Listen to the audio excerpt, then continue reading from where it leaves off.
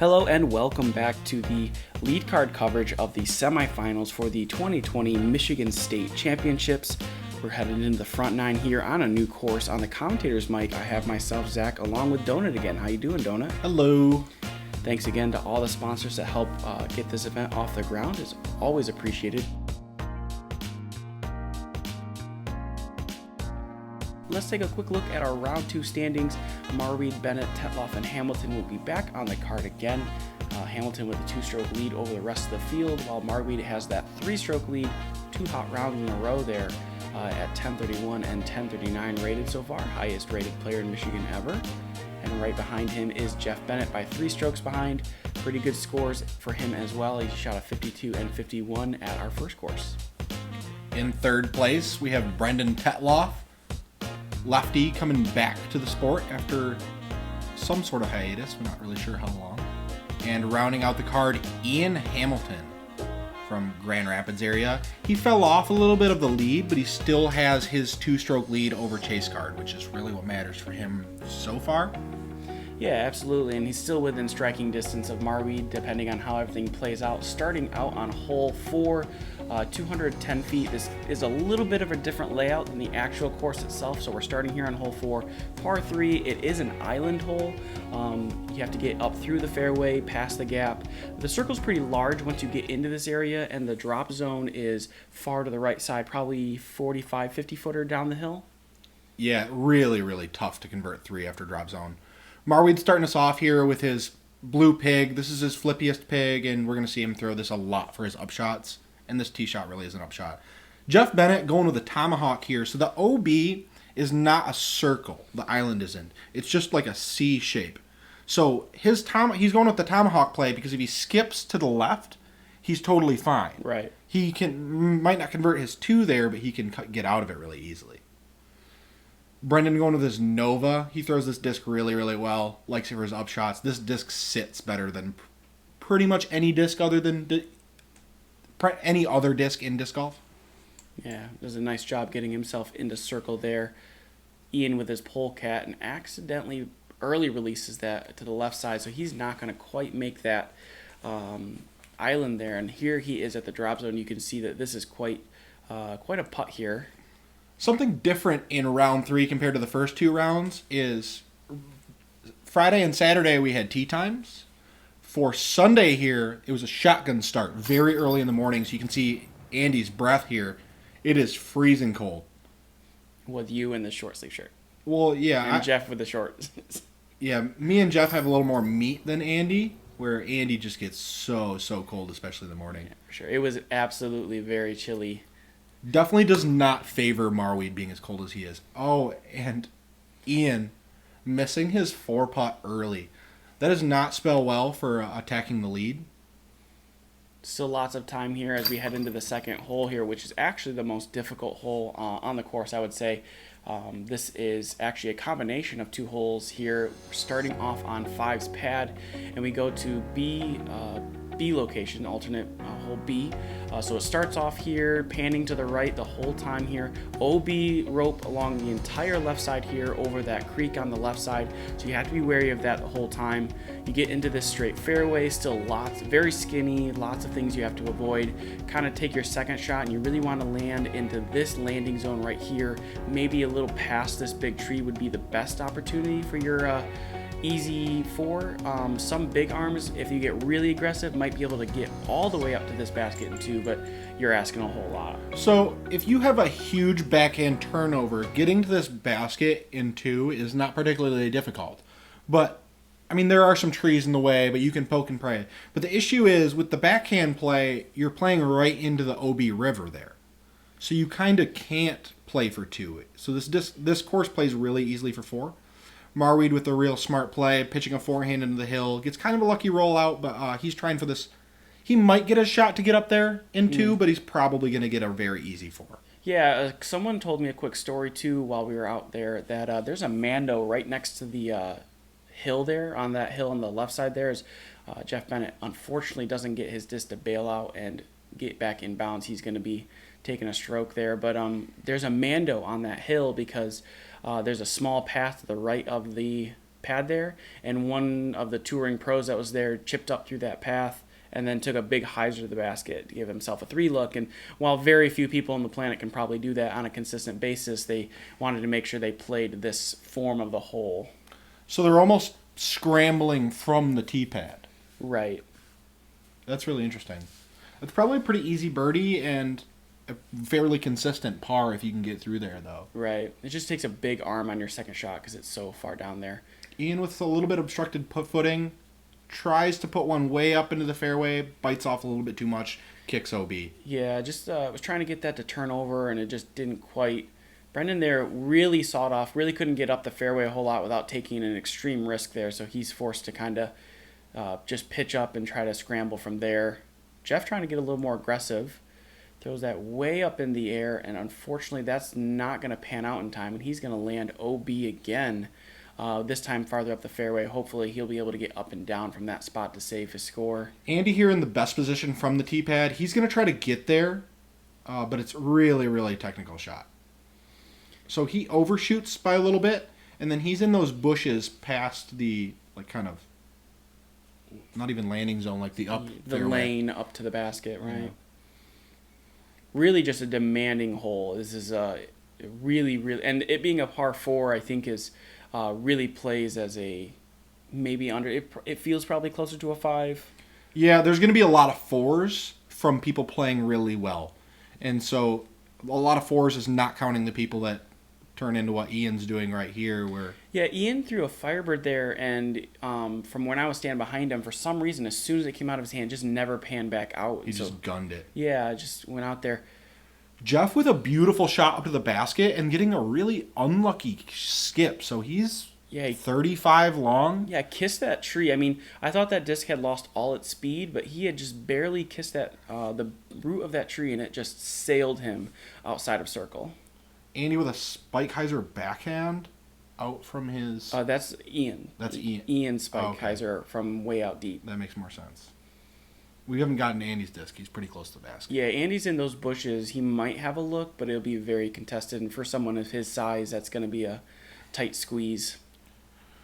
Brendan with a not very committed run to the basket, but still a smart play nonetheless. He's going to be able to convert his putt there. Here's Andy. That's where he is.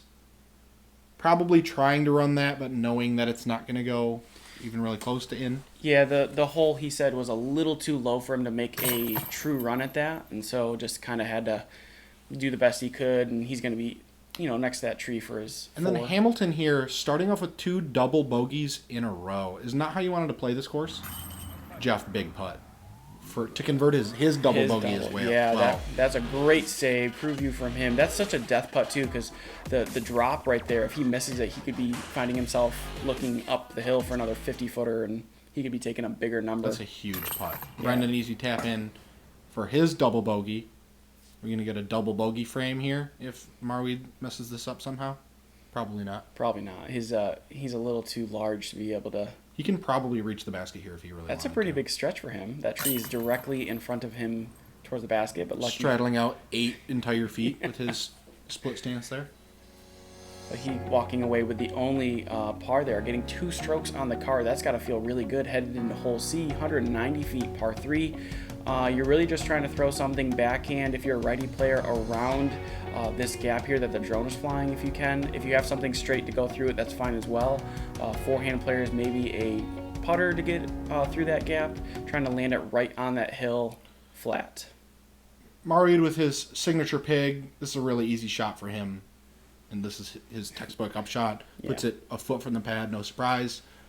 Bennett, definitely a forehand player as well, but doesn't have that... that kind of putter shot in his No, he doesn't game. have the same approach. He's going to go with this, look like a... I think that's a wizard. Yeah, well... I'm not sure. Yeah. He was throwing a wizard in practice rounds. I helped him shag a couple discs. I'm not sure what he ended up settling on.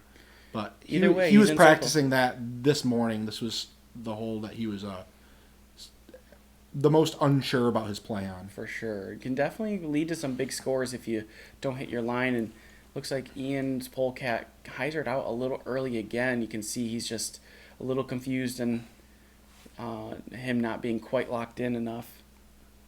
So he's going to have to pitch up. Pretty cool from our backhand players to see kind of a pro strat. On the tee pad, they're lining both feet up where one foot is off of the pad and then lifting their back foot off so they're only teeing from one foot to give themselves a lot better angle to tee off from. They're biting off about a foot of that hyzer line.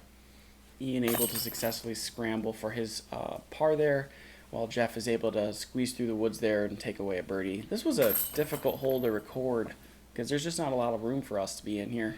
Yeah, it's also tough just being, especially with Ian's scramble there, it's just hard to record some very steep hills. And lucky for us, this was a pretty dry morning, even though there's a little bit of dew. But people have said when it has been raining, that hill is almost impossible to climb. So luckily for all of our competitors, just turns to mush for yeah, sure. it's pretty dry. Headed into hole 7, 248 feet.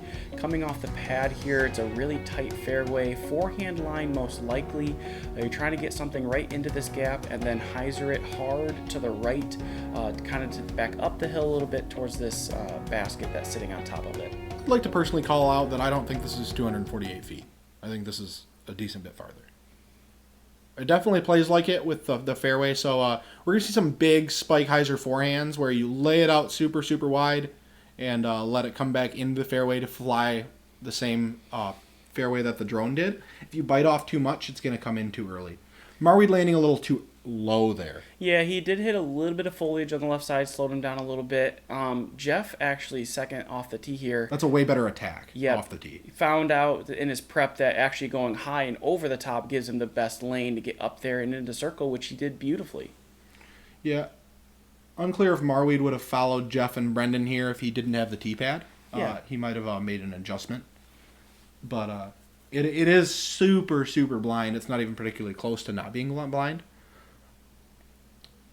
Ian trying to go that low route as well, trying to follow the fairway and kind of get it over to the right there, and leaves it a little too early, gets himself in a little bit of trouble. Yeah, Ian here definitely has a solid forehand, I would say, but I don't know if he's confident with a spike hyzer of this distance. Right. It's just a little bit too much. I think he could do it, but I'm not sure how consistent he would be Right. or how confident he would feel actually executing that shot. And not only that, but he's kind of had this like rough start so far to the morning. So he's just trying to go back. He's just trying to get back into a rhythm here, kind of go back to what he knows and try to get himself locked back in so he can get himself competing with these guys. As both Ian and Marwede here, just a little too short on both of their putts. Andy's going to give up his 5-stroke lead here, coming down to 4 strokes, assuming he makes his tap in. And Jeff makes this putt. Jeff's going to make this putt. Yeah, Jeff. Thank you, Jeff. Yeah. So 4 strokes isn't quite as commanding. 5 feels like quite a bit, but this course is extremely punishing. The lines aren't that difficult, I would say, but if you miss by just a hair, you're going to not only get into par zone, but bogey zone, and in Ian's case, back-to-back double bogeys. Right. It just happens here. And like a lot of the fairways are so narrow as well, you can just find yourself getting in trouble. Headed into alternate hole D, 255-foot par 3. You're starting low here and hyzer, not hyzer, you drift off to the left here. You'll see a lot of people try to throw backhand, try to split this gap, or maybe a forehand to have it pan out to get up here. But then we get lifted up into this elevated basket sitting on top of the tree. This is a very interesting hole to have here for States this year. How high is that basket off the ground? 12? More than 12. I would say 15 to 18. Right.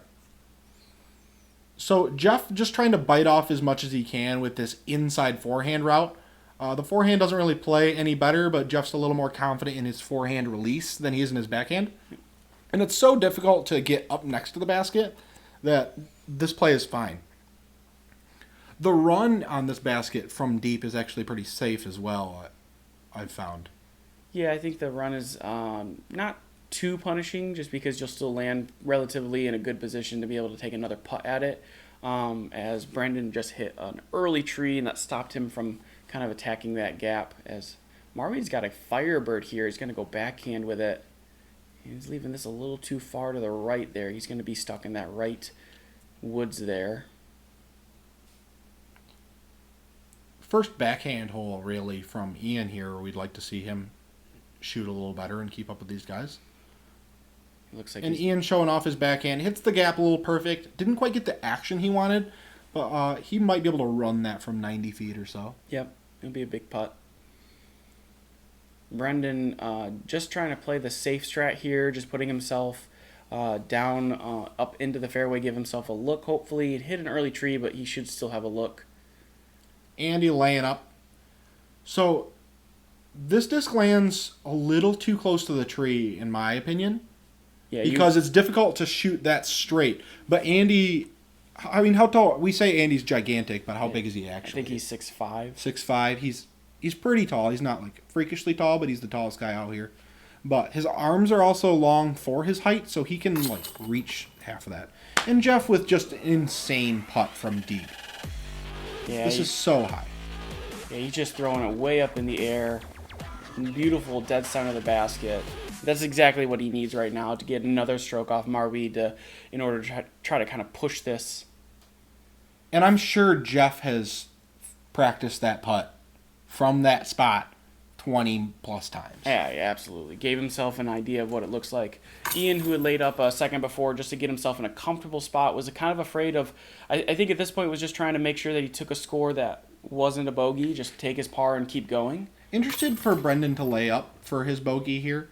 I actually like the run because then you don't put yourself where Andy is, where you're too close to the basket. You almost want to kick a little bit away.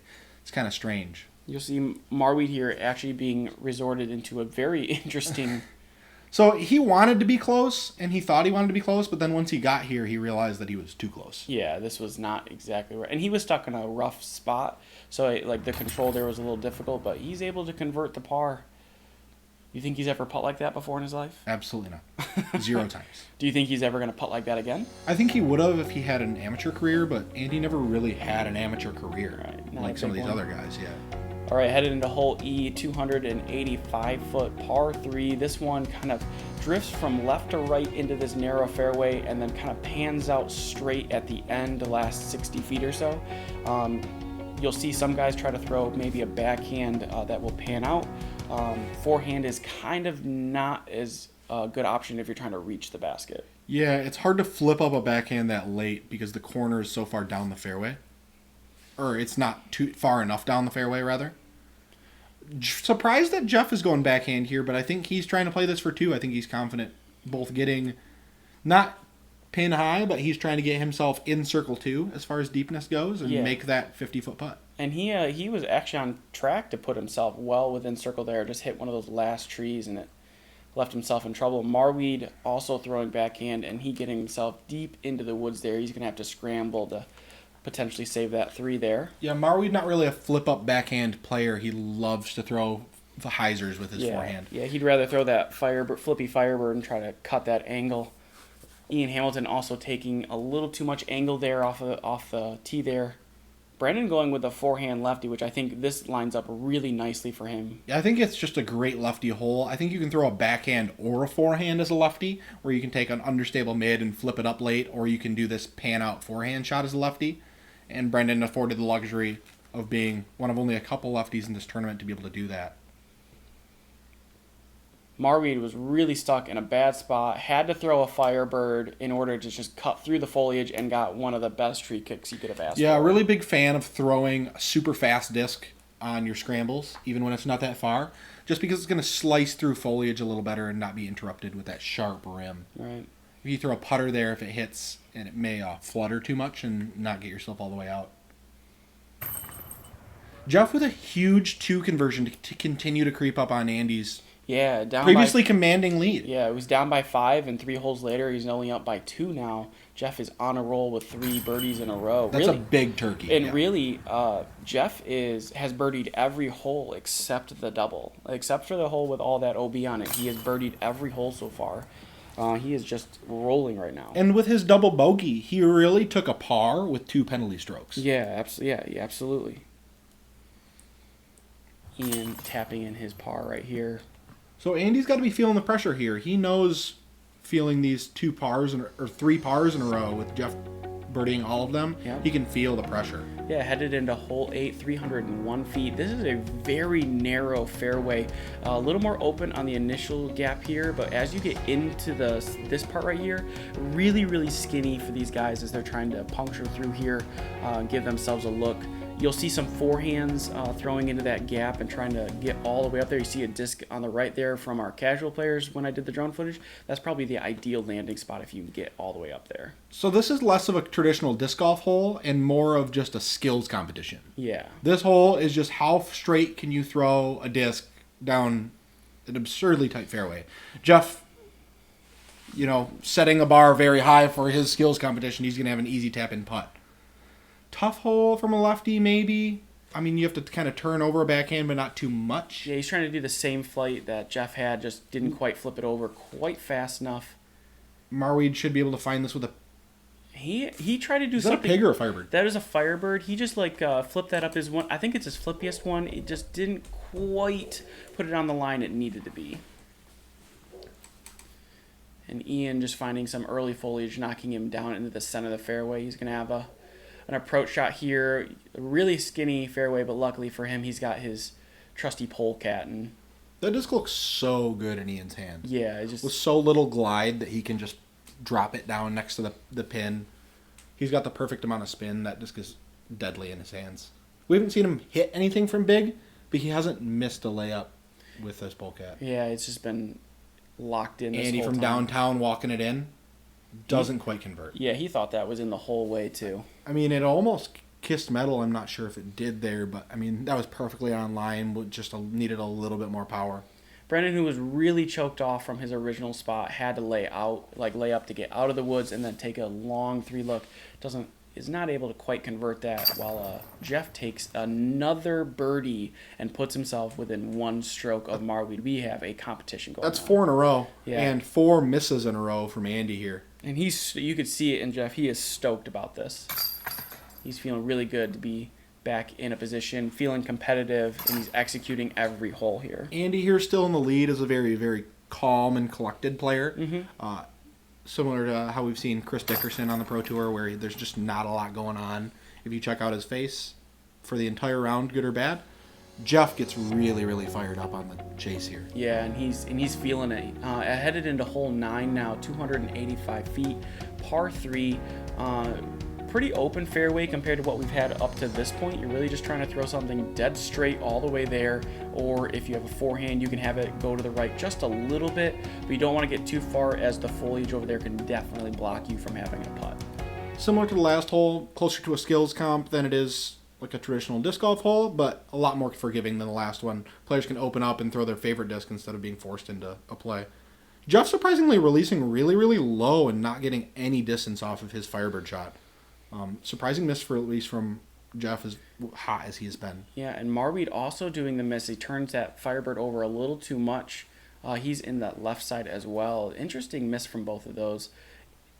And Ian... Beautiful line from Ian. Yeah, needs to stay over those bushes. Just can't quite get that break, and he's going to get pushed down in the same area as the other two. This is a really good lefty hole. Surprising from lead card at the state championships to have 3 and 3.5 players kind of misplaying this hole, really. Yeah, I just... this is one of the easier holes on the course. Yeah, in round 2, one of the holes that I would consider one of the easiest, we had a similar scenario where 3 people didn't quite get up to the basket and they took pars, and Brendan ended up taking it's almost a rinse and repeat, actually, where Brendan was the only one to take the 2. Just really interesting. Sometimes with weather or whatever, or sometimes you're feeling that pressure, just you have a misfire and it all just happens at the same time, I guess. Yeah, I'm not sure if the sun affects them at all, coming in at a different angle than it has been for the rest of the week. But playing at, I think they started at like 9 a.m. is kind of getting in their heads. 9:30 maybe. Yeah, I think it was 9 for tee off.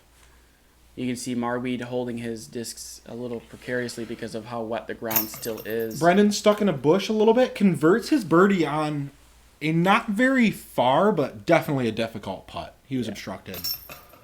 Had some obstructed footing as well. Rest of the card going to convert very, very easy pars, but losing a stroke on pretty much the entire field, including Brendan here. Yeah, a lot of twos on this hole. Looking at all the chasers actually birdieing on that hole, so definitely want one that they wanted to get back. Here we headed into hole 10, 210 feet par 3, as this one kind of comes out to the open and then fades off to the right. Another lefty favored, forehand favored hole here. You're really just trying to get past these plinko trees up into the elevated basket and give yourself a look. I would challenge the 210. I think it's a little farther than that, but not by much. Plays a decent bit farther with the uphill as well. Yep. Plays somewhat like a peak-to-peak hole where you're throwing over a valley, but the valley isn't that deep. Lefty and forehand is the easiest way to play up to the circle. High backhand turnover and then fade back to the basket is the best way to park the hole. Sure. For sure. We're going to see a lefty, 2 forehands, and a backhand from this hole, unless I'm incredibly surprised. Jeff parking it with the forehand skips a little bit longer than he wants. Yeah, he's going to have an obstructed putt coming back there. Yeah, he got a bush right in his way. We'll see how that plays out. Marwede going with one of his more overstable Firebirds, and this is a little too sawed off. You need to get that a little wider. Yeah, I think he threw that with the power and the angle he wanted, but he wanted to throw that way wider and left, yeah. Way wider left and have it dump kind of in the fairway and hit a long putt. Ian actually going with a forehand here. Ian's got a great forehand, but just another, just not really missed release, but he had the best line out of the card. Just hit one of those guardian trees, and it didn't quite beat that line there. Otherwise, he might have been parked there. He's trying to play up there. Brendan is now with his probably just outside circle putt, just a touch wide. Yeah, Brendan, I'm sure, will be dialed in the next year or two. His putting mechanics look really, really strong. He's got a really consistent body form, and his arms swings really well in his putts. Andy missing as well, but I think the consistency with Brendan after taking some time off isn't quite there, especially on the deep stuff. Andy's still out, converting on his comebacker for par. Definitely not what he wanted with Jeff creeping up on him and having a birdie look. Yeah. This can tie the tournament. And he leaves it just a touch too wide. Luckily, no roll away there. Just stays right behind the pyramid there. Really nice looking pyramid here as well, by the way. Just a quick shout out to everyone who helped make those and install those for the weekend. We'll see a few more of these as we go through the tournament. I believe the pyramid baskets aren't normally elevated, but they added them for the state championship. Yep. Very cool. All right. That's our first 9 holes on this round 3 so far. Marwede with only 2 birdies, no real major hiccups. He just had to scramble quite a bit, and Jeff with a incredible big green scorecard there with 1 mistake. That should be the hot round except for the 6. Yeah, absolutely. And the other guys kind of falling off the pace just a little bit more than that. Thanks to our Patreon supporters again for helping us continue to make coverage available to the Michigan community and everyone who's watching. And we'll see you guys on the back 9 to see if Jeff can complete the comeback before the finals.